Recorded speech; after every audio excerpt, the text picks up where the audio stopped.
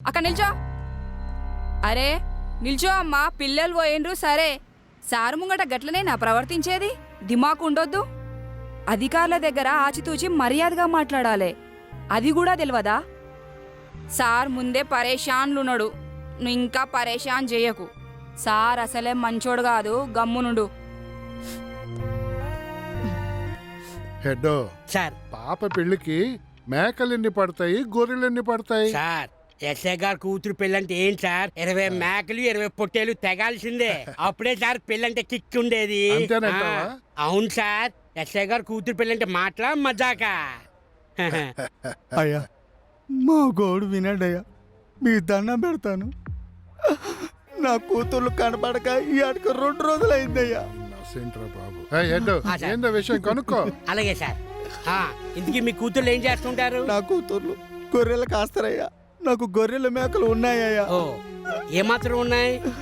గొర్రెలు మేకలు అన్ని కలిపి ఓ 400 ఉంటాయ్యా. ఆ, ఆ, ఉమ్. ఆ, అదృష్టం అంటే మందేనయ్యా. ఎలా కలిసి వచ్చేస్తుందో చూడు.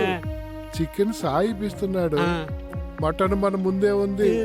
ఇక సెట్ చేయి. ఆ? ఆ, ఆ, ఆ. Okay sir. ఏయ్ పైకి రా, నువ్వు రా.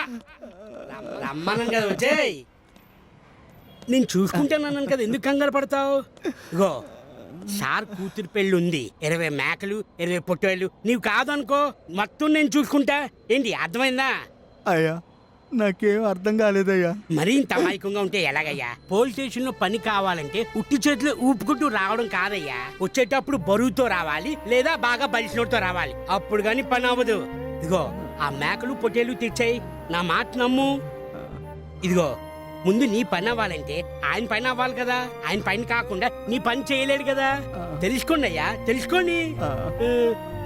ఇదిగో 20 మేకలు 20 గొర్రెలు ఇస్తున్నావు కదా, అందులో 4 2 మేకలు 2 గొర్రెలు అవి నాకు. నీ పని అయిపోతుంది. ఏంటి ఇంక నీ కూతురు విషయం మర్చిపో. ఆ, మర్చిపోవటం ఏంటయ్యా? హ, అంటే నీ కూతుర్ని వెతికి పెడతావని అర్థం. అర్థమైందా? దా. ఏ,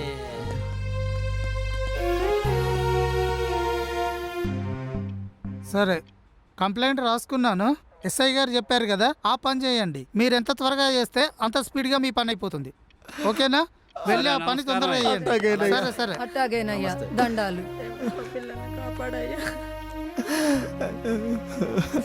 ఏమయ్యా, ఏమైంది? అయ్యగారితో అన్ని చెప్పానయ్యా.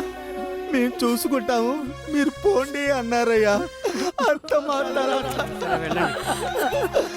నా బిడ్డలు ఏడున్నారో ఏమైపోయారు.